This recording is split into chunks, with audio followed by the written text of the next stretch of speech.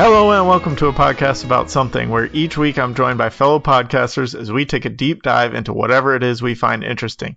This week I'm joined by Jordan and Brandon from the Spice of Life podcast as we discuss our favorite NBA point guards. These are mostly historical point guards. We may touch on some more recent stuff, but just to give you a heads up, this isn't strictly going to be today's NBA. We're going to be looking in the past a little bit more. But I've got Jordan and Brandon here. How you guys doing today? Pretty good. How are you? I'm good. And I think I already messed up the name of your podcast there, The Secret Spice of Life, not The Spice of Life. That's all right. Either way, I mean, we're adding some variety to your day. Exactly.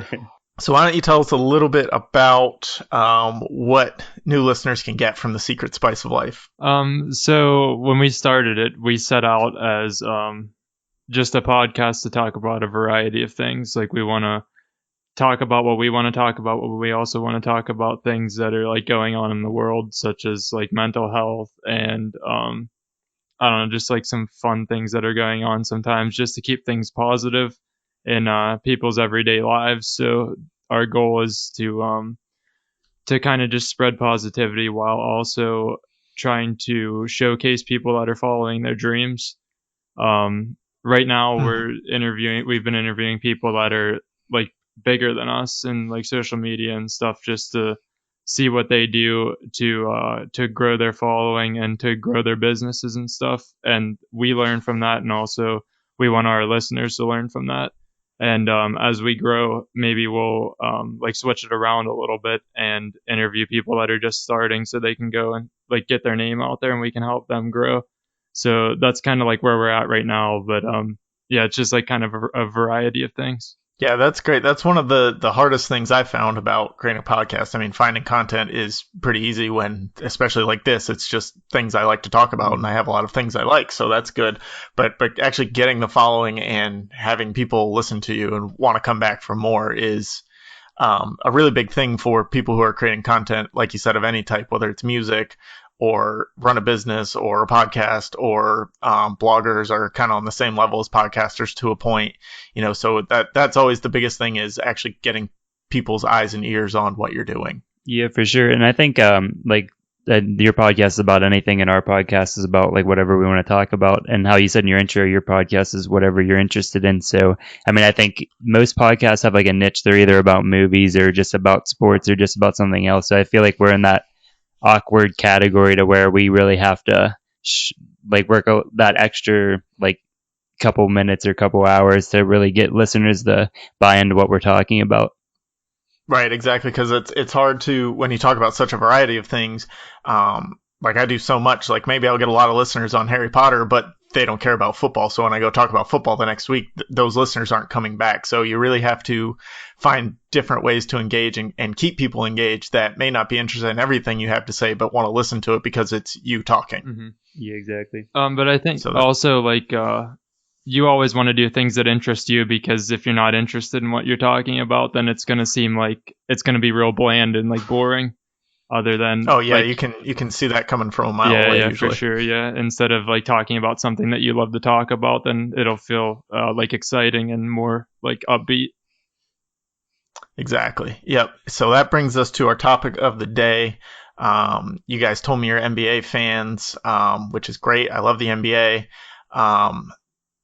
I have a kind of a love-hate relationship with it right now. It gets kind of boring, the grind of what it is today, which is what a lot of people say. And I don't even care. Like, I don't think three-pointers are ruining the game or anything like that. It's just 82 games is a long season. It's hard to stay involved. But, when the playoffs come and the finals come, I'm there mostly every night. And I'm following it on Twitter more closely than I'm actually watching games, because NBA Twitter is one of the funnest things out there. Yeah, people like to hate on the Warriors nowadays because of what's going on in the league. But like honestly, I like really like that style of basketball that they play. Like I like the run and gun style of basketball. Like it makes it exciting. Yeah, I'm the same way, and we're gonna see that flesh out when we get into our favorite point guards. Most of mine are that style of player. Yeah. I don't think they're ruining the game. Like they found a way to open up the game. Most of their team they built through the draft. Yeah, exactly. That's the thing. Like people like they signed Kevin Durant, but like. It. But they were good before that. Yeah. Right. And yeah, they're they're just a good team and they're fun to watch. The Warriors have created this thing, and what they're doing is great. They're shooting a lot of threes, which is awesome because anytime you can have a lot of scoring, in my mind, that's a good thing. And like these guys that talk about, and it's the same with the NFL right now, is talk about the golden days of like the 70s and 80s when teams would score 70 points in basketball or maybe get to 14 in football. It's like that's not fun to watch people just murder each other for 2 to 3 hours. Yeah. I'm not a fan of that. I do really like what the game is becoming and this kind of pace and space basketball and the 3-point shooting. It's not the Warriors' fault. And it's created this thing where all of these teams are now trying to chase the Warriors, which is fun to watch. It's fun to watch Philadelphia build their team the way they're building and Boston build, and now the Lakers doing whatever the hell they're doing around LeBron. Trust in the process. Yeah, LeBron is like stuck in like 2009, I think. Yeah. Like he hasn't figured out that you need like shooters who can also play defense because he's always recruiting these guys like J.R. Smith and Kyle Korver. Yeah. And Mike Miller, that's like, okay, yeah, that was good when you had one of those guys, but you can't have 4 of them on your team and make a legit championship run. Yeah, I guess if you're LeBron, you can. Yeah, and I feel like he's starting to get to the age, and even you can see it in any team he goes to. He's like the coach. He's their man. Like they go to him for tips. They don't even like talk to their coach. And like he's joined a team to where like he has like all these young guys around him. And they have a good shot at going to like the playoffs, I think. I don't know how far they're going to go just because of the experience that the Lakers have. They have very little with like Lonzo Ball and all them. And like LeBron. Well, yeah, and it depends when they run into the Warriors too. Yeah. They're going to run into the Warriors a lot earlier than they have than LeBron's team has in the past. Yeah, and they're not even faring well against like some of these teams that they should be beating, honestly.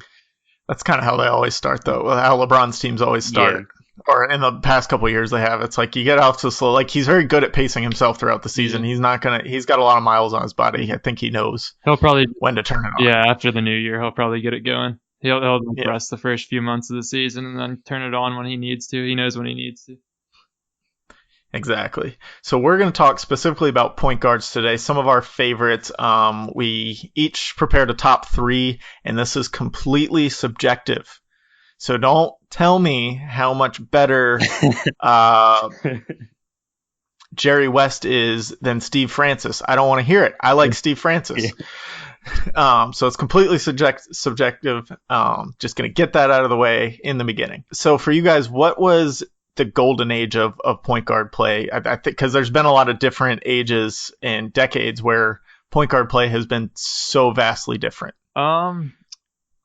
I think like 60s, 70s, maybe early 80s too. Like Magic Johnson times. Pistol Pete came up in the conversation too when me and Brandon were talking about it.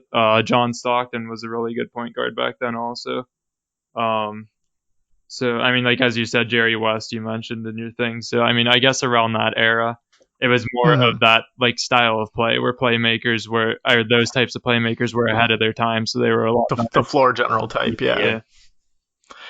I get that. I'm a fan of the early 2000s, almost and one ball point guards. Yep. That was, and not because I don't think any of those guys are necessarily better than the floor general types. We'll see with my number 1 pick that I picked a more floor general person from that era, but I just liked seeing the ball handling evolve into what it became at that time. Yeah. And that was the pinnacle of it. And then you had the things like the And One mixtapes where it took that and took it to its extreme. But when you could see guys bring that into the actual league, that was really cool. Mm-hmm. Allen Iverson was out there, Stephon Marbury, Jason Williams, Steve Nash. Yeah, these guys brought what was on the playground into the gym and actually made it work without breaking all the rules, and then they changed some rules to help them as well.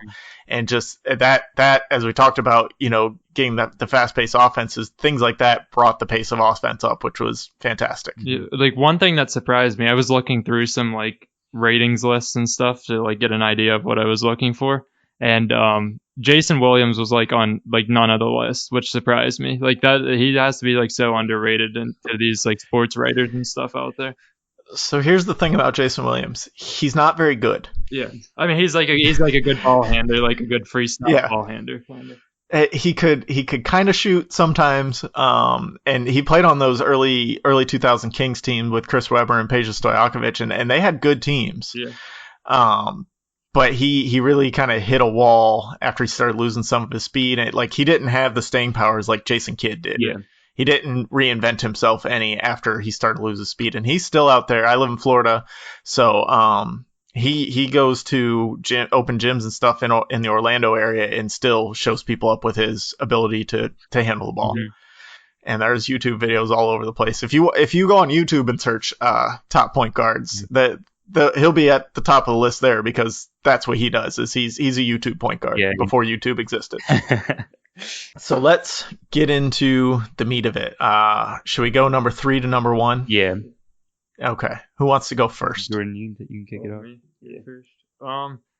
So we kind of talked about before that we didn't really have any point guards from this era. So I mean, I would go with one from the early 2000s, just like you, and I was gonna put Steve Nash on the list. You just took my number 1. Uh-huh.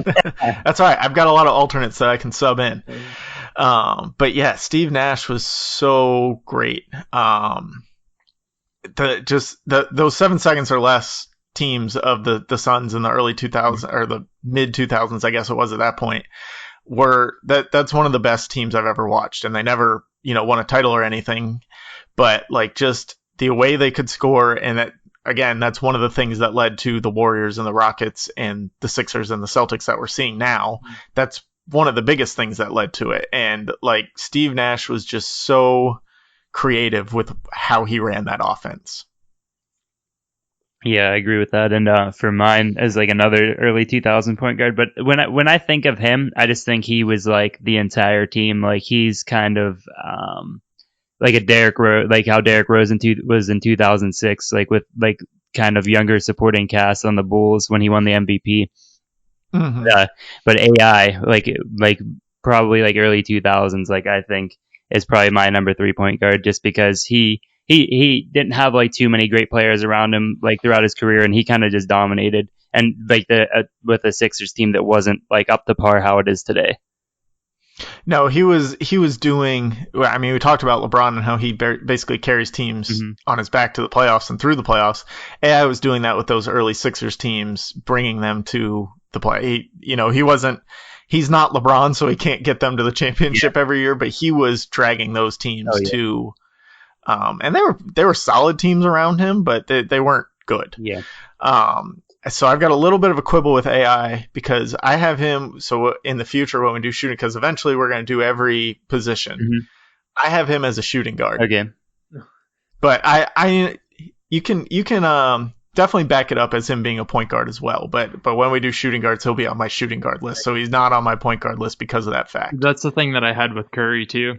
I said Curry's kind of more of a shooting. I mean, Curry makes plays like a point guard, but he likes to shoot the ball a lot. So that's kind of where I'm at. Well, yeah, and with Curry, he's not their primary ball handler. That goes to Draymond Green or even Kevin Durant most of the time.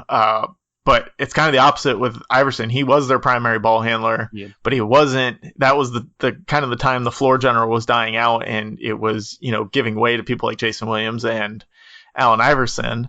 And so he was technically, they would list him on the box score as a shooting guard, but he ran their offense. He was their offense. Eric Snow would be listed as a point guard, but I think you're right and could defend him as being a point guard at any point. So my number 3, and I mentioned him already, so I'm going to bring him back, is Steve Francis. He's not a good player. Don't at me. I know he's not a good player. He's big in China, though. All right.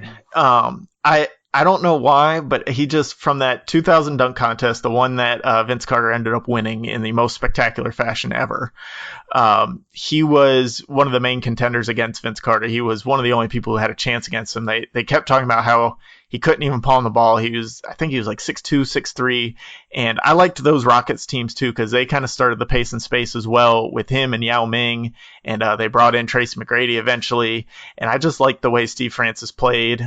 He turned the ball over a lot, but in subjective favorite point guards, that stat doesn't bother me. I think a lot of the people other than Steve Nash that we're going to talk about probably had quite a few turnovers, or at least people I'm going to talk about, because he was, he had somewhat of the and one ball handling going on. I like a small guy that can dunk, and Steve Francis was one of the best at that. Oh yeah, for sure. So we're back to Jordan, number 2. Who do you got? Ooh, number 2. I think I'm going to put Magic Johnson at number 2 right now. Like I said before, like the play or floor generals and stuff of his time, he's just like way ahead of most other players at that time. He did pretty much everything. He could shoot the ball, he could rebound, and he could set up his teammates. So I mean, he's definitely like one of my favorite players to watch of all time, and he's definitely up there as one of my point guards. At number 2, I could probably slide him in at number 1 if I wanted to, but for now, I'm going to leave him at number 2. So I have a confession, and this is a terrible confession. I listed 7 people in case there was overlap, just so I could, sub people in and out. Like you already took Nash, so I can get him out. I didn't have Magic Johnson on my list of 7, and I really should have. Yeah. Because just like you said, he was one of the first point forwards. Basically, he's a bigger guy, he's 6'8", bringing the ball up every time. Ran the Showtime Lakers, which again was one of the best eras of a team out there. Mm-hmm. Just the way they played and the way they did things. I like watching flashy, showy teams. I don't want to see the 2004 Detroit Pistons. I'm not a fan of that. So yeah, like you said, he brought on, and it allowed people like Jalen Rose and LeBron James and Scottie Pippen to come in and do, as a bigger person, come in and lead the team. Draymond Green, we already talked about. Like they're now the primary ball handlers of their teams because of things Magic Johnson did. Yeah, for sure. I mean, like he just kind of like set up the whole generation nowadays with the there's really no real like point guard position. I mean, like there is point guards, but like the point guard position's different now, where you have, like you said, the bigger players and the more like beefy players bringing up the ball. You don't really have the small point guard just carrying the ball around anymore. No, there's not one guy that's just like, all right, you have the ball in your hands, you run the play. It's whoever gets the rebound now, as long as it's not Zaza Pachulia, you bring it up. Yeah, as long as it's some type of handling ability. Right, and you even see it with like Ben Simmons, who's probably almost 6'10". He can't shoot at all, but like he should be playing in the post, or 10 years ago he'd be playing in the post out of position, but really he should be handling the ball and running the team because he's better at that than he would be if you put him in the post. Yeah, for sure. There's like so many players like that nowadays. That's what makes the league so fun to watch. It's not like you have 1 or 2 guys on the floor that can shoot the ball and then they just like dump it into big players to try and get dunks or layups or whatever. It's more of like teams playing offenses that you have 4 or even all 5 guys that can go beyond the arc and shoot the ball, which makes it much more fun to watch. Yeah, you can get a lot more creative on offense because you have people who can score from it. You have multiple people who can score from anywhere on the court, and then it makes defenses get more creative as well because they have to figure out how to stop a team that has 4 or 5 guys who can score from anywhere on the court and also take you to the rim and create their own shot. Yeah. So it, like you said, it's really interesting to watch how it's grown. And Magic Johnson, the Showtime Lakers, were one of the first teams that kind of played like that, this positionless basketball where, all right, you're the point guard on offense, but you're going to be guarding their small forward on defense because you're a better defender than who we have as our small forward. And you see it with the Bucks with Giannis right now. He plays every position on the court. He's one of the only guys that can do that because he's so quick and long and tall. And he's working on a shot. Come on, Giannis. Yeah. For sure. I'm a Bucks fan, so I'm just going to throw that out there. I was going to ask that earlier. If you lived in Florida, I was thinking maybe a Magic fan, but I don't know. They're kind of rough. I was born in Wisconsin, and after college, I spent a year in Milwaukee, and that was the year Brandon Jennings was there, Yeah. like his rookie year. Mm-hmm. So like I got really back on the Bucks bandwagon and never let it go since I left. So I mean, at least it's Not a- better now, so you have something fun to watch.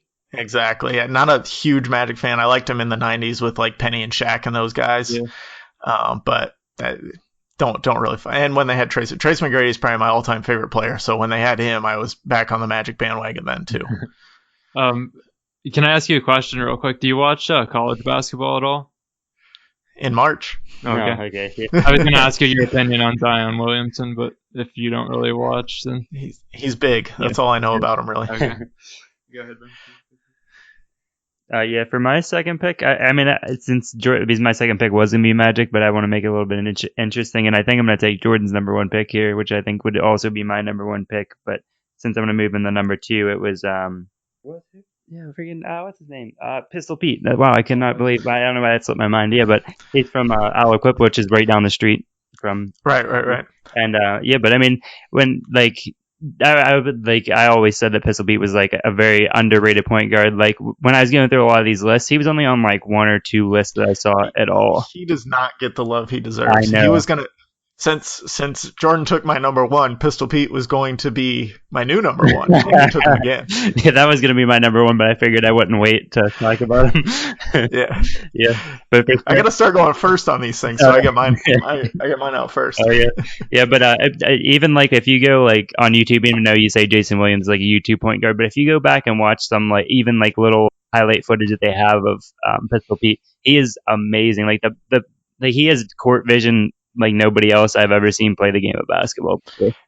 Yeah, and it was just so insane the things he could do, and he was so ahead of his time. Like all the guys we're talking about pretty much, other than probably Steve Francis, were so ahead of their time in what they were doing, and that's what made them great and made us want to watch them. Mm-hmm. Well, I wasn't alive to watch Pete Maravich, but you get the point. He was an exciting player. He was doing things with the ball that no one even thought you could do. There's this movie I used to watch when I was a kid called Pistol Pete, Birth of a Legend, and it was like basically just followed him through his 8th grade. It wasn't a documentary. It was I don't want to say Hollywood produced movie because it wasn't that good. It was probably like a TV movie. But it was basically him in 8th grade when he first made the varsity team and how he dealt with that and how he was the best player on his varsity team by leaps and bounds just because of the way he thought about the game differently than anyone else ever had. Mm-hmm. He knew people were open even if they didn't know they were open. He knew, how to get the ball into places that it didn't look like you could get there. And like he led to basically everything we're talking about, I think. And just the way he did it and when he did it is amazing. Oh yeah, exactly. Like if he do you think in like today's era he would survive in the game? Like he'd be able to run like how these kids are? If he learned how to shoot, I think he could. Yeah, I think so. I mean, the interesting thing about him is he scored a lot, but it wasn't to like the magnitude of these guys are scoring. Well, no, and it's the same thing. He could score a lot because of some of the tricky things he could do with the ball. Mm-hmm. And he was a solid shooter, but like he wasn't. I mean, he's not Steve Nash, Steph Curry type shooter. Yeah. But for his time, he was very good. And I'd have to look it up, and maybe you guys came across it in your research. I didn't do a ton of research because this was kind of more off the cuff for me of who I wanted to talk about and why. Mm-hmm. I don't know. He didn't play in the league very long, did he? I think it was less than 10 years. He played 10 seasons exactly. 10 seasons, yeah. Which back then it was pretty long. I mean, it's now you got guys going 20. If they don't go 20 years, then it's not very good. Yeah. But it's definitely an interesting. If you have a kid who's trying to learn how to be a point guard, watch that Birth of a Legend movie. It's really cool how some of the drills he did and some of the things he was working on 50 years ago, 60 years ago. Yeah. So my number 2 is you guys didn't take my number 3 or number 2. You just took both of my number 1s. My number 2 is Rajon Rondo. Oh, that's a good one. Specifically his early years when Garnett and Ray Allen were still with the Celtics. Before he turned into I'm smarter than everybody. Mm-hmm. You guys can't tell me what to do, Rajon Rondo. Yeah. So he's technically a current player, but I'm not talking about like Rajon Rondo on the Lakers. Mm-hmm. And when I was putting the list together, I was kind of thinking of which players, like when I played basketball, who did I want to emulate? Who did I want to play like? And Steve Nash was always number one on that list. But we already talked about him. So Rajon Rondo is number 2 on that list because I've always been a point guard, and I've never been much of a scorer like Rajon Rondo. I can get to the basket and get points that way, but I'd much rather distribute and run the offense and figure out interesting ways for other people to score. Plus his fake behind the back pass to layup is one of the greatest moves I've ever seen. Yeah, I remember I used to practice that all the time when I saw him do that when I played basketball. I never got it right. I think I did it like one time. I got somebody on it, and it's such a fun move to watch him do because his arms are so long and his hands are so big that like he's like Spider-Man with the ball almost. It's crazy. Yeah, and something interesting about him, which is, I mean, even though we mentioned there's like a lot of high-scoring games, and I this like hits me kind of personally because I played defense I played soccer, well I used to, and I played defense. So defense is something I pride in. But Rondo like could lock people down on defense. Like he took pride like defensively. Yeah, absolutely. And this was one of the arguments I would cling to in like 2010, 2011 is that Rondo's the best point guard in the league because it's before the 3-point evolution really hit. Yeah. So you had Chris Paul, Darren Williams, Derrick Rose. Those were the guys he was kind of competing with for that title. And none of those guys were that great on defense. Yeah. So it's like, give me Rondo who finds every open person and finds interesting ways to get them the ball and then locks up their best player on defense too. And he couldn't guard centers because he's too small, but he could guard positions 1 through 3 if he needed to because he was so long and quick. Yep. Yeah, but the thing that makes him kind of unique, like he's not a very big guy, as everyone that knows that would watch the NBA, but like he would like crash the boards and get like a decent bit of rebounds. Like he was a triple-double machine at one point.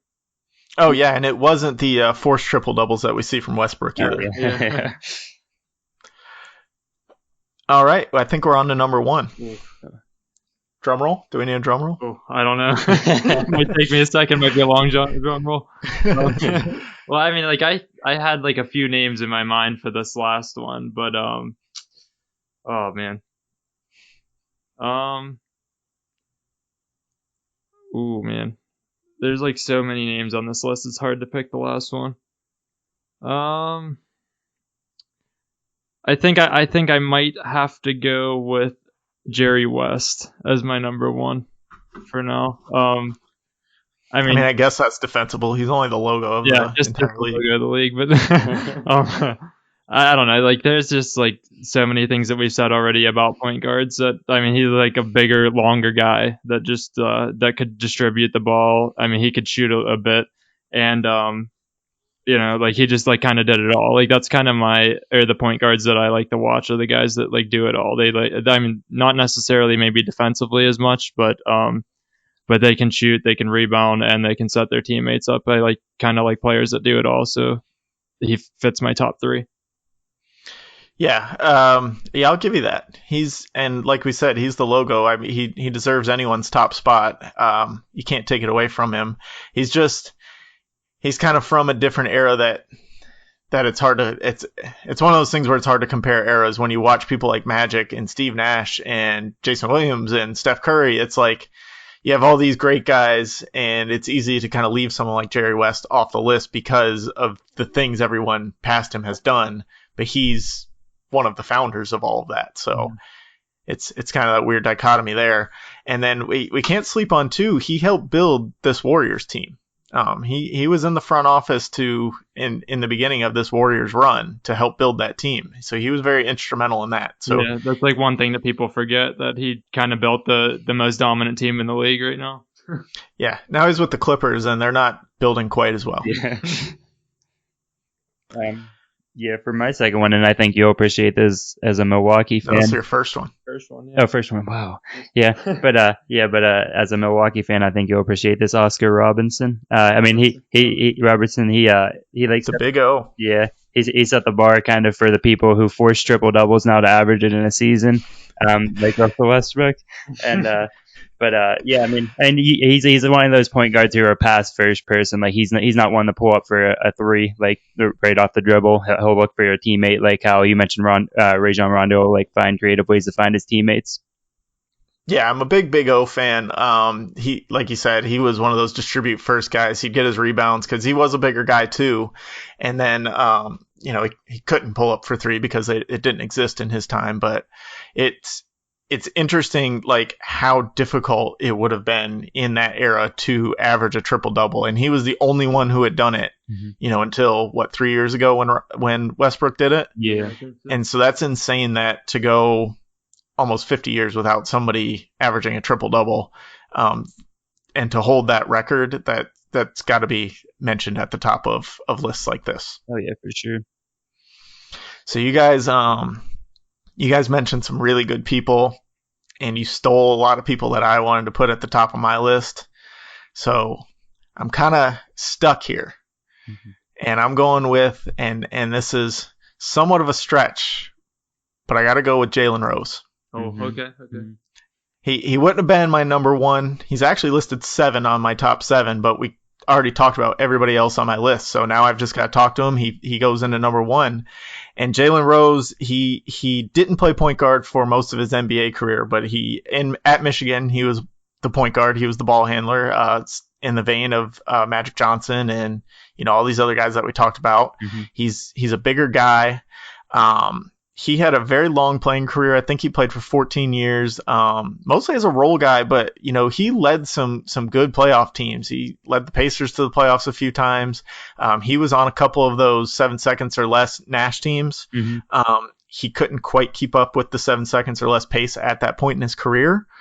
But I have him on my list more because of what he's done with his career after playing. He has been He's been a reporter, and he has a podcast and a radio show now for ESPN. And just the way he tells stories and talks about his life, he's got a best-selling book out there that I haven't read it, but I listened to it on audiobook. And he actually does the narration for his audiobook, which is an awesome thing to listen to. If you haven't ever read that book, read it. If you listen to audiobooks, listen to that one with Jalen Rose specifically telling the stories, because he's the only person who can tell the stories in the way he wants to. It would be really weird if they got this like great voice actor to basically tell Jalen Rose's stories, because his stories are so fan. He's got so many stories from all his years in the NBA and when his time in Michigan, and they're just, he has so much knowledge that he tries to share with everyone and wants to let people behind the curtain of what it was actually like in the NBA. And just listening to his radio show, you get a lot of that from him. So it's really cool what he's done after his playing career. And he was a really great player in his own right at the time too. But that's why it was lower on my list instead of number 1, because he wasn't the best player, but he's one of my favorite people. And would you say the name of that book was? I want to say it's Give the People What They Want. Okay. I can double check it here for you. Yeah, because I always look for something to read or listen to. I mean, I don't listen to too many audiobooks, but if he's telling it, I'll definitely listen to it. Got to Give the People What They Want. Okay. Yeah, I'll definitely have to check that out. Which is like their catchphrase on their radio show, so that's why. Okay. So check out that book by Jalen Rose, too. And check out Jalen and Jacoby on ESPN. ESPN, if you want to sponsor us, we're open to it. I don't think that's going to happen, guys. Sorry. Did you guys have any other honorable mentions, people we didn't get to flesh out enough as we were going through? Well, I don't know. I think John Stockton would know. Well, John Stockton was on kind of down my list more if I ran out of players to talk about. But also Isaiah Thomas was high on a lot of lists that I saw. I didn't really obviously get to see him play because of the era that he played in, but I mean, he's very high on the list on a lot of them. Well, with Stockton, like those Jazz teams basically invented the pick and roll as we see it now. Like if they didn't exist, the NBA today would probably look very different because of how the pick and roll works and how teams are using it with now every position, but it kind of all grew from just that Stockton and Malone hookup. And yeah, those were fun teams to watch, and they were fun teams to watch Jordan beat every year too. Yeah. I don't know who else we'd be missing. I always like to mention Derrick Rose, but so he's like a current player. But like I think when he got his nickname, Barely. Yeah, I know barely. But he went off like a couple games ago. He scored about 52 points or something like that. Wow. But everybody thought he was back. Yeah, for 1 year. Yeah, he'll have that one game every season for the last like 6 years. That he's like, oh, Derrick Rose, he's finally there. Yeah, and then he always ends up tweaking his knee again or something like that. But I always think back to his I think it was 2006 MVP. It was 2011, I think. His MVP It was season? 10 or 11. Yeah. Oh, it was 10 or 11. Okay, yeah. But when I always say if he never like tore his ACL or whatever, he tweaked his knee, I think he'd be one of the better point guards in the NBA today. I think he might be stuck in the Rondo boat. I don't know that he could have evolved with the game. He wasn't the greatest shooter, and he was very explosive. Yeah. So he was kind of Russell Westbrook before Westbrook was there. Or before Westbrook is what he is now. Yeah. And he was just explosive. He wasn't a great defender, and he couldn't always shoot great. He could make a three if he's open, unlike Rondo. Like Rondo, you could leave him miles of space and he's still not going to hit a three. Yeah. Rose would hit it if he's open. Free throw line. Yeah. But yeah, I'll give you Derrick Rose. That MVP season from him was just a great season. I mean, he's beaten out LeBron on the Heat and all these other guys, so you definitely got to mention him. I did want to talk about Steph a little bit more just because of how he's made 3-point shooting the cool thing to do.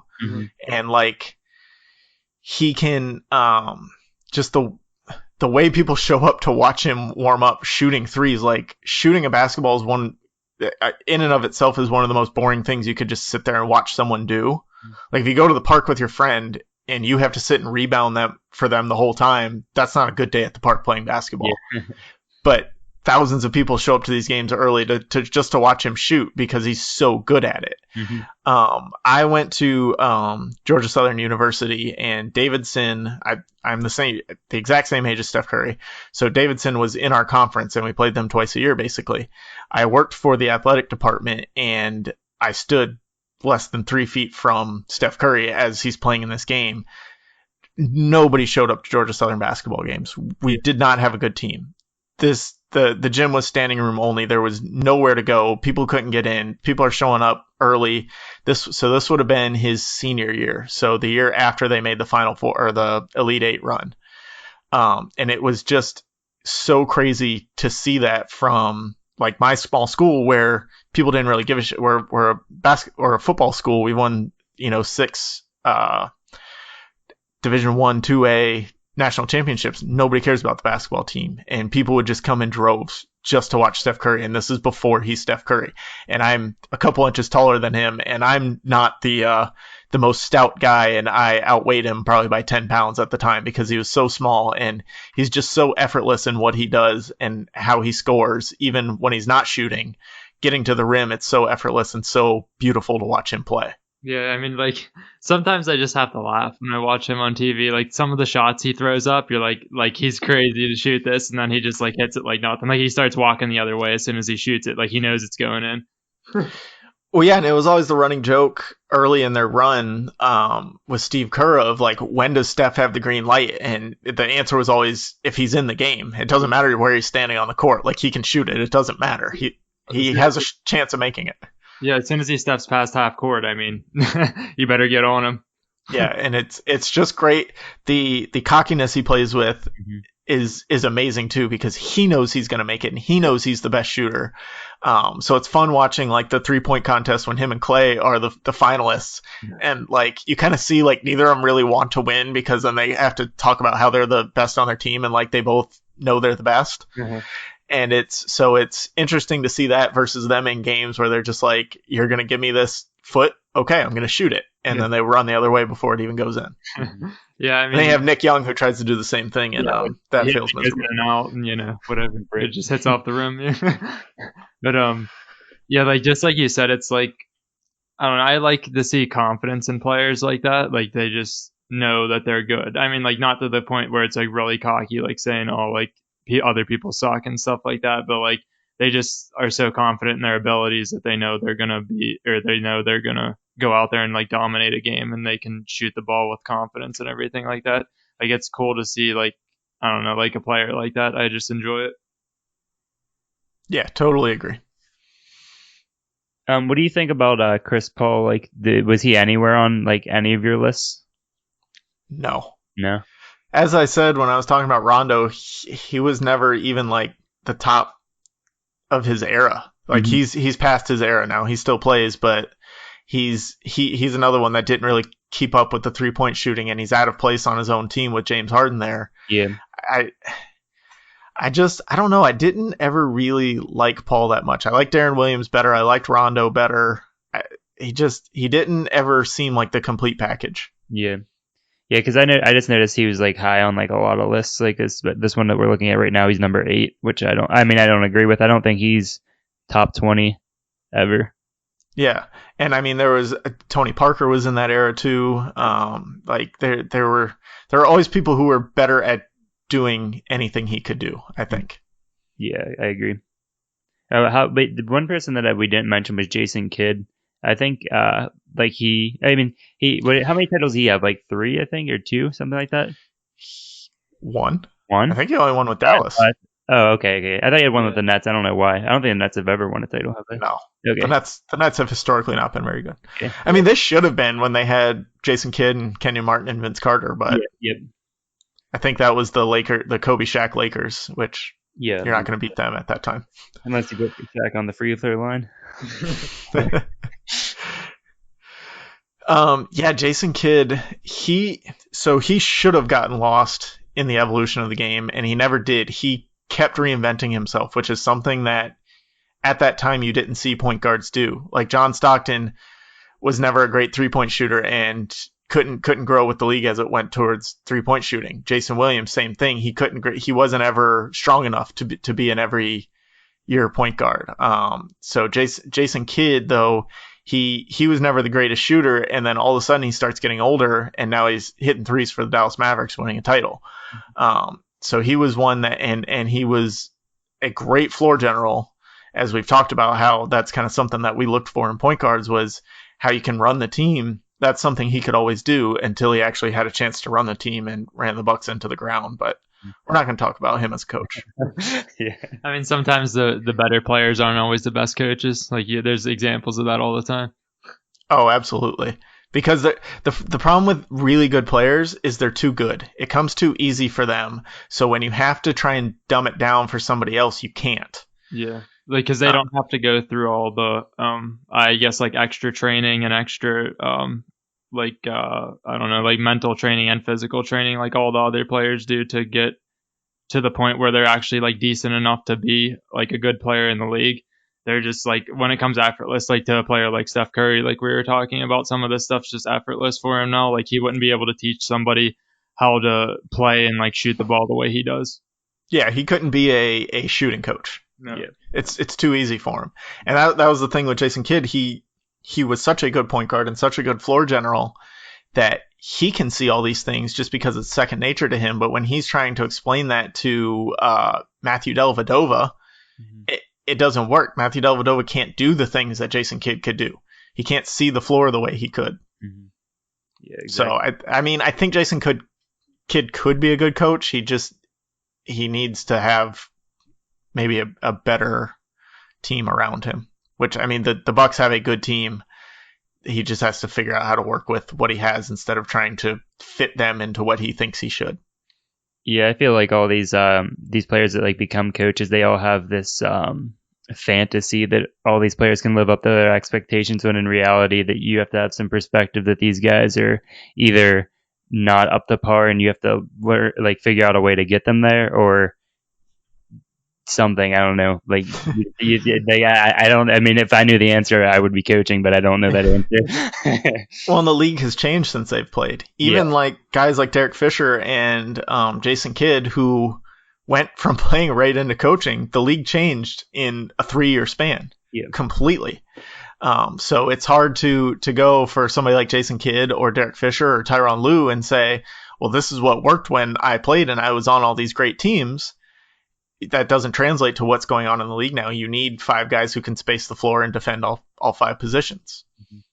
Yeah, and the interesting thing is, do you watch the NFL at all? Yes, Yeah. we do a weekly NFL show here at a podcast. Okay, I didn't know that, but I'll have to tune into It's all that. good. And yeah, but I'm guessing you watched the Rams play Kansas City last night. Yes. Okay, yeah. Yeah, well, there's like the gym owner, like the gym I go to, the owner and somebody else were like arguing about. He's like, is this really what football is coming to, where 50 points are scored in every game or something like that?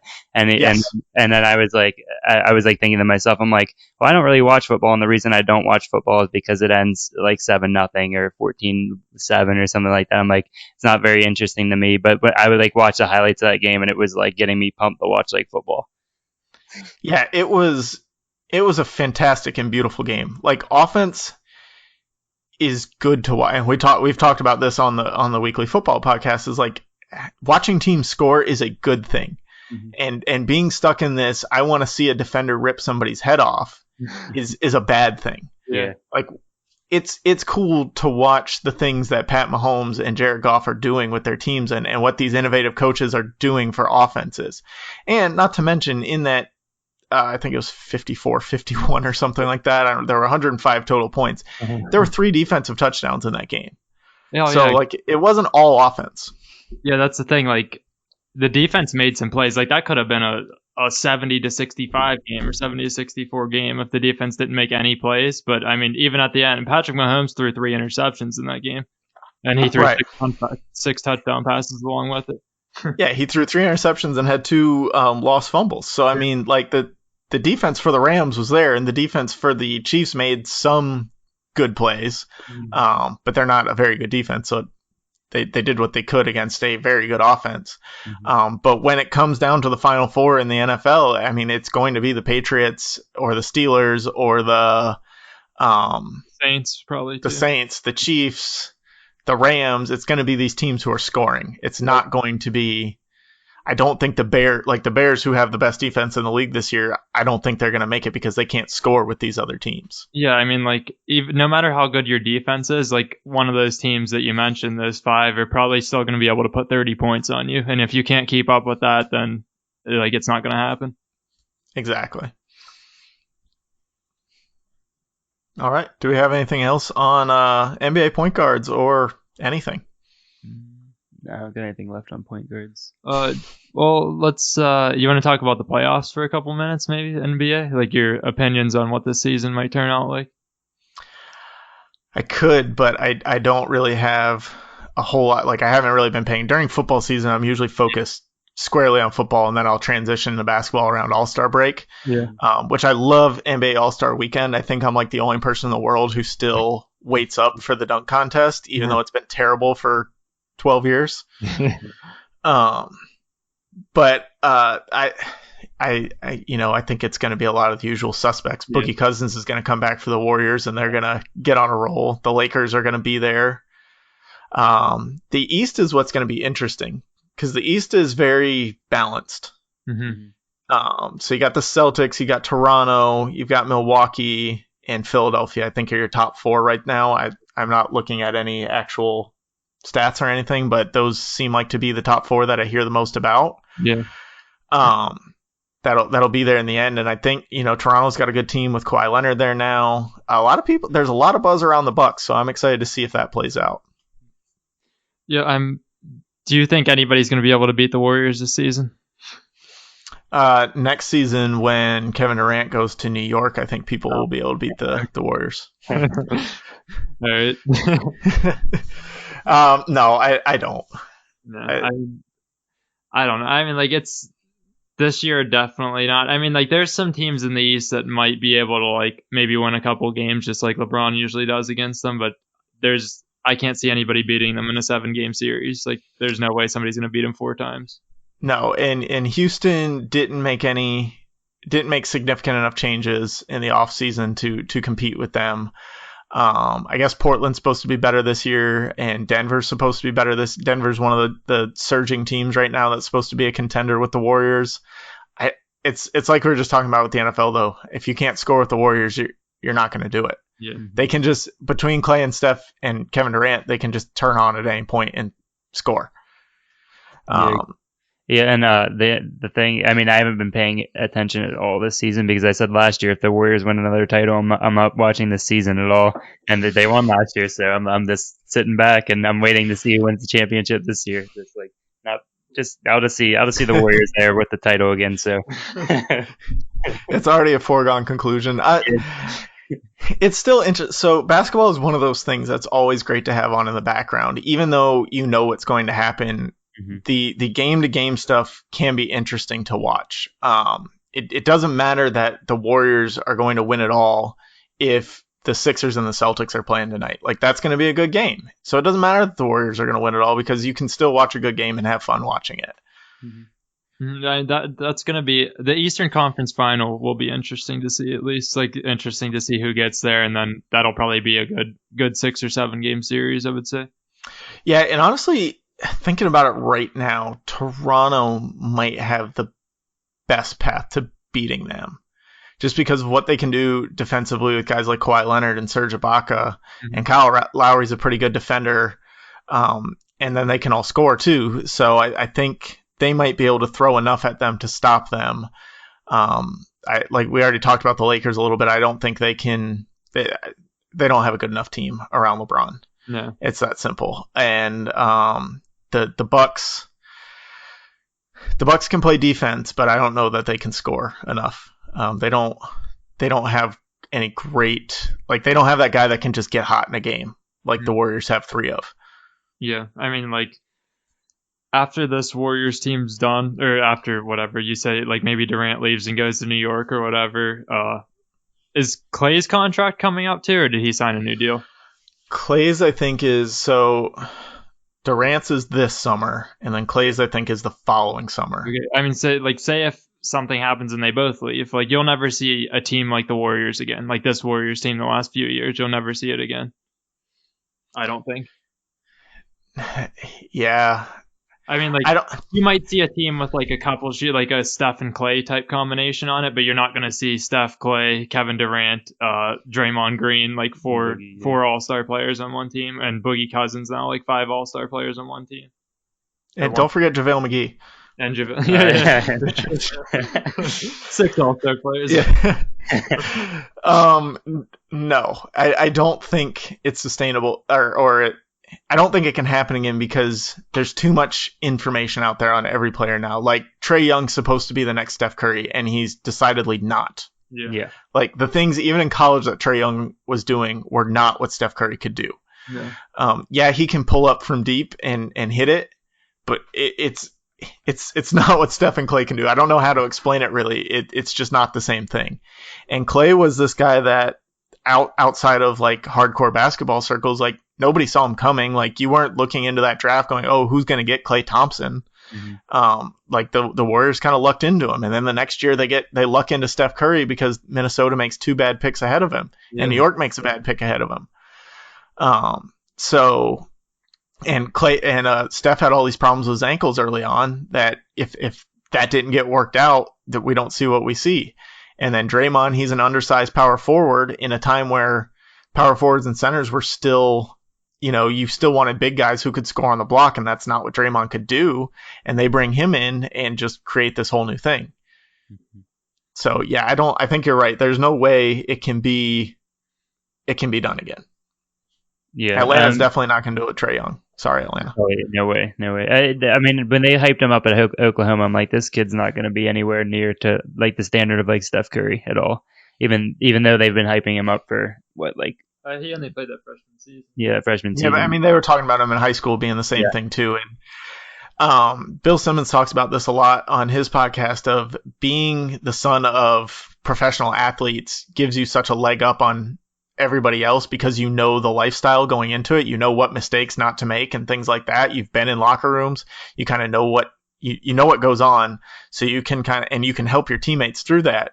Mm-hmm. And the Warriors lucked into 2 of these guys in Klay Thompson and Steph Curry. Yep. So there's no way it happens again this way.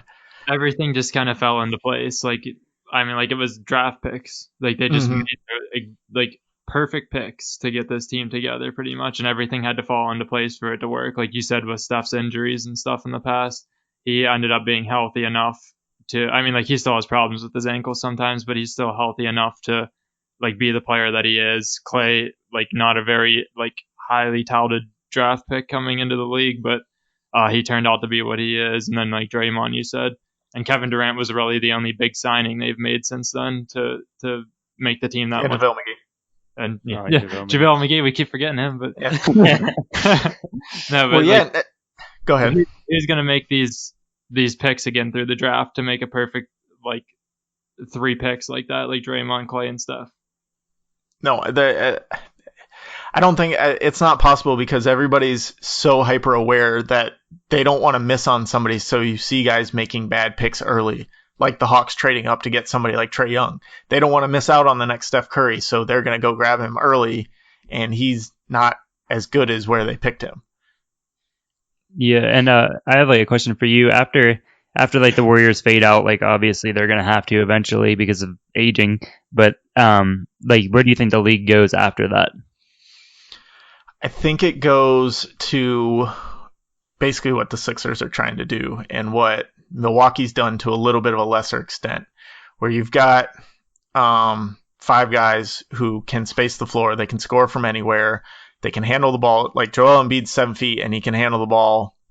Not like a great point guard, but like a not terrible point guard. Mm-hmm. You got Ben Simmons there. You got Jimmy Butler there now. So I think it's going to be this role-less basketball. Everybody's just going to do what they can. You're going to have your shooters like JJ Redick still there, mm-hmm. who are specialists, which is where Trae Young's eventually going to fall. Yeah. But everybody else is going to be 6'5" and above and playing every position on the court. There's not going to be positions, basically. Everybody's just going to go where they fit and where they get down the court. Yeah, so it's basically going to be like park basketball, like pickup. Like there's no like more organized pickup, yes. Yeah, obviously, yeah. Like I would always laugh at these guys in our open gym that we used to play at that would we had this father-son that would play. And they'd basically call plays with each other because they'd played together so long. Mm-hmm. And so anytime you're on their team, they're running their plays for themselves. And it's that's what the NBA is going to be, is everybody on the court's going to know what everybody else is doing. Mm-hmm. So you're going to have wherever everybody is, they know the play from each position.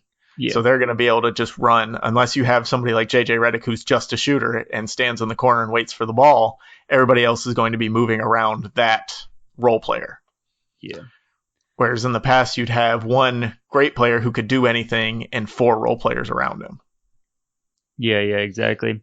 And I don't even know if I want to ask this question because this might open another hour of a segment here. So you can say yes or no, and we'll leave it at that. Do you think the Warriors are better than the 95-96 Bulls team? They're different. They're different. Okay, that's fair. I think the Warriors would win though. Okay, that's fair. We'll just leave it at that. No, I want to talk about it now. This will be the last thing because the Bulls had one guy on their team that could shoot, mm-hmm. Steve Kerr. Who gets Steve Kerr? Who gets Steve Kerr too? Because that's important. I think Rodman and Draymond Green match up pretty well. I think Draymond Green could beat Rodman in certain situations, bringing the ball up. There's not a far enough out you can put a defender on. Even if you've got Michael Jordan on Steph Curry, he'll just take a step back and shoot. And if you've got Jordan on Curry, then Clay's going to be open eventually. Mm-hmm. And then you have who's going to guard Durant. Scottie Pippen's a very good defender, and he's one of the 50 greatest players of all time. But so is Kevin Durant. You've got 4 of the 50 greatest players of all time on a team against 2 of the 50 greatest players of all time. Mm-hmm. Maybe Draymond Green doesn't fall in the top 50, but the other 3 do, especially for what they can do. I think the Warriors can score too much. Mm-hmm. Yeah, I agree that the Bulls probably can't put as much points on the board as the Warriors, obviously, just because the Bulls weren't really known for putting, 115 points on the board every game. And I agree. If Jordan has to guard Curry, Jordan's going to be tired. Curry's going to be out of the game. Like, so that's done. If Pippen would guard Durant, that takes him out of the game. I think the real matchup would be with like who guards like Boogie and Draymond, because like how you said, Draymond can actually take the ball up and take Rodman out of plays. I don't think Rodman can keep up with him full court. No, I don't think so either. To clear things up, I hate Draymond Green, so that's like really hard for me to say. He is what he is. Yeah. I'm not a fan of he doesn't bother me as much as he bothers a lot of people. It gets a little much sometimes with him. Yeah. I could see that. And yeah, and it depends what rules you're playing. If you're playing with 90s rules where they can hand check and everything, okay, Curry's going to have a little bit of a harder time, but Klay Thompson scored 60 points while only possessing the ball for less than 90 seconds in one game. Yeah, I think so. You can't hand check that. Yeah.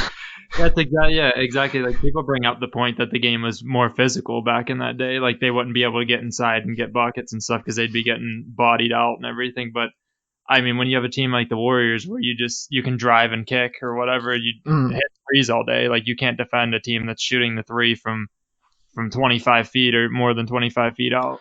Right. You get Draymond and Kevin Durant bringing the ball up who can be more physical because they're a little bit stronger, and you get Steph and Klay on the outside. Like, they're gonna find somebody who can score at some point. Yeah. Mm-hmm. Yeah. Whereas with the Bulls, you've got 2, maybe 3 primary scoring out. Like, Dennis Rodman can't score. Tony Kukoc can't score. Steve Kerr, if he's wide open, he'll hit a 3. I mean, he'll hit a contested 3 too, but like, he's not going to create his own shot. Yeah. So then you've got Jordan and Pippen scoring for you. I don't think they can keep up. Mm-hmm. Yeah. And now I'm going to get a lot of hate mail. Thank you, guys. I haven't gotten any hate mail yet, so now I'll get it. That's good. Hey, man, at least we'll be getting some mail. Exactly. I heard you haven't really made it until you start getting hate mail. So yeah. Now that I officially said that the Warriors are better than the 90s Bulls, it'll come. Oh, yeah. Hey, man, it'll get your name out there for sure. You'll gain like 60,000 followers overnight. Yeah, definitely go viral. Random guy thinks Warriors could beat the Bulls. Michael Jordan will probably even tweet at me that like he could still go out and beat the Warriors today. He'll be like, set it up. Yeah, he'll be ready. Oh, sorry, we got to get a hold of Dennis Rodman. He's in North Korea right now. We can't call over there. He's balling up on Kim Jong-un. Yeah. All right, well, I want to thank you guys for having this NBA point guard and kind of overall NBA chat with me. I haven't gotten to talk a lot about NBA yet because, as I said, I haven't gotten into the season yet. But there will be more in the future coming NBA, probably as soon as football season's over and I start paying attention to it. So thank you guys. Check out the Secret Spice of Life. You want to give Twitter handles, Facebook, anything like that you got? Yeah, on Instagram, Twitter, and Snapchat, it's official SSOLOFFICIALSSOL. And then Facebook is just Secret Spice of Life. You can find our page if you search that. Awesome. Check them out. Listen to their podcast every week. They're one of the few stickers I have on my podcasting laptop. I got to add to that collection, but I want to thank you guys for sending me that sticker. It looks great next to my sticker. And I have your sticker on my laptop too. All right, there we go. So any other podcasters, send me stickers. If you got them, you'll get one back. Thanks for coming by, guys. I appreciate it. Thanks for having us, man.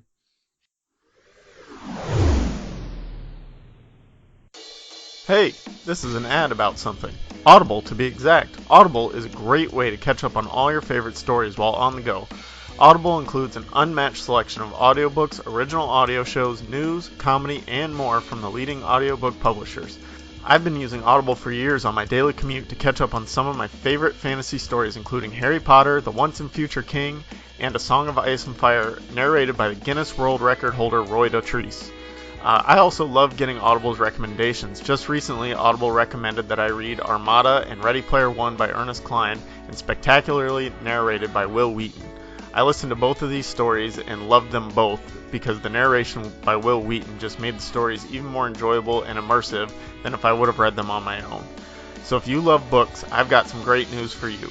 Right now, for my listeners, you can get any audiobook you want from Audible for free when you sign up for your free trial of Audible using audibletrial.com/a podcast about something.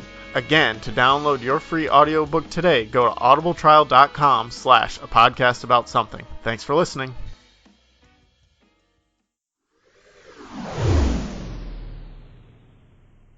And now it's time for the 2-minute ISO. But first, listen to this promo from one of my fellow podcasters.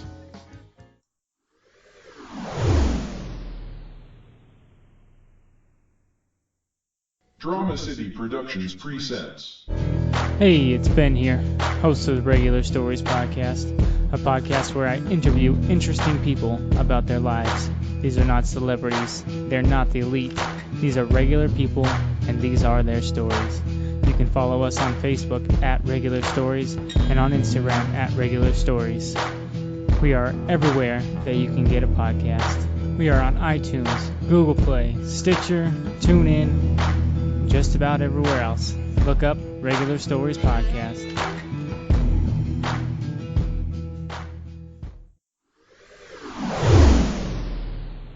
I want to take some time today to give a little bit of love to Mount Rushmore. It's not necessarily one of my favorite monuments or anything. I just feel like there's not enough love for Mount Rushmore out in the world, so I want to give some here today. Mount Rushmore was completed in 1941, it looks like. It took from 1927 to 1941. I'm just kind of reading off Wikipedia, giving some basic facts on Mount Rushmore. It was developed, or the idea was conceived by Dwayne Robinson, South Dakota historian. Basically just wanted to bring some more tourists to the area, and I guess thought what better way than to plaster some ex-presidents' faces on a mountain, which I think is really cool, the way that they build these faces into a mountain in this way. Like, I've never seen that before. It's really cool. Like, they took a mountain and put faces in it. And you've got Presidents George Washington, Thomas Jefferson, Teddy Roosevelt, and Abe Lincoln on there. On anybody's list of top presidents, those guys are named somewhere, and that's why they picked them on Mount Rushmore. And it's kind of cool, like, despite not being a huge tourist attraction or pop culture influence, it's taken hold in a different way, in ways to make superlative lists, basically, of you give your Mount Rushmore. Like, it was a big thing when LeBron James a few years ago answered a question of who's on his Mount Rushmore basketball. And so everybody started kind of running with that and saying, who's your Mount Rushmore of Christopher Nolan movies? Who's your Mount Rushmore of this and that and everything else? So it's kind of cool in that it took on its own life, as nobody goes to see it. I mean, I'm sure there's huge crowds there, but like it doesn't get a lot of love in movies and TV and music, but it has this second life as like this thing that you can use to compare your top interests. And it's a good way, because like if you do a top 5 list, one of those things on the list has to be number 1, meaning the other 4 are lesser. With Mount Rushmore, it's like all of these things are equal, and that they're in no particular order. Basically, these are your favorite 4 things from whatever the category is you're picking, and there's no number 1, 2, 3, 4. It's just, here are my top 4. You figure out which order they're in. Just like the monument, there's just those 4 heads. They're all equally important to the world.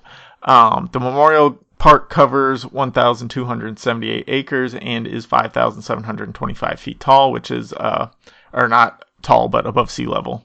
Kind of a different thing. So that's a pretty big mountain to carve these faces, and I can't imagine what it would have been like for those workers up there trying to put this thing together. The main reason that I thought about it is, like, I was watching the movie Rampage, and it makes a brief appearance in the movie Rampage, and I was thinking, like, the recent one with The Rock, which I was really excited for and ended up not being very good, but that's neither here nor there. I thought it was weird that Mount Rushmore doesn't ever make it into these total destruction montages like Statue of Liberty, Eiffel Tower, Empire State Building, or just overall cities. Cities are getting destroyed. Miami, LA, Chicago, Paris, London. But Mount Rushmore, it doesn't show up very much. So I did some research. It looks like most of the time Mount Rushmore appears in popular cultural movies, TV. it's either the faces are removed or modified, or it's being parodied in some way.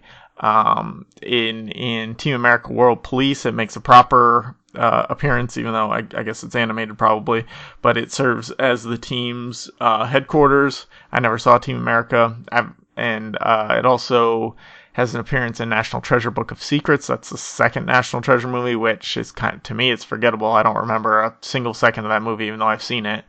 I wouldn't have been able to tell you that Mount Rushmore was in it until looking into this list.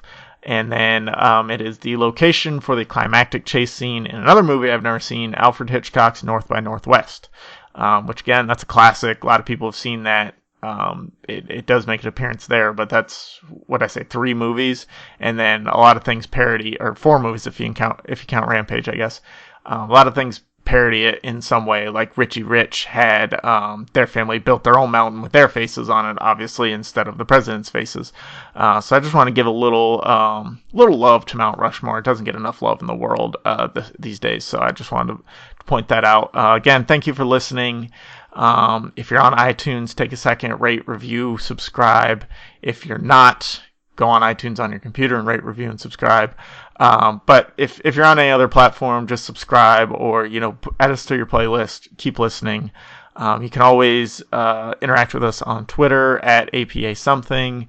You can send feedback through email to a podcast about something at gmail.com, or go through the contact page on our website, a podcastaboutSomething.com. We also have big announcement. We have our first patron through our Patreon. That's patreon.com/podcastaboutSomething. We have our first patron. His name is Nick, and I just want to give a shout out to Nick. Thank you for becoming a patron. It's much appreciated. Your sticker is in the mail. You'll be getting it soon. So if you want to become a patron like Nick, go over to the Patreon page. Just search Podcast About Something, or it's patreon.com/podcastaboutSomething. Check out the different tiers there. They're going to be a little bit in flux for over the next couple months. I'm trying to kind of nail down what I actually want to do with those, because in the beginning I had all these grandiose ideas of what to do, and now I need to scale that back a little bit. But please go donate, help us out any way that you can. We'd love all the support. Any support that you can give us is fantastic, so I would appreciate it. If you don't want to do the monthlies, you can always support us through PayPal. Just send whatever you can to podcastaboutSomething@gmail.com through PayPal. Again, every little bit helps to keep the show up and running and keep going. So thank you again, Nick. I sense big things coming from you in the future. I appreciate it. All the love. Thank you for listening. Stay classy.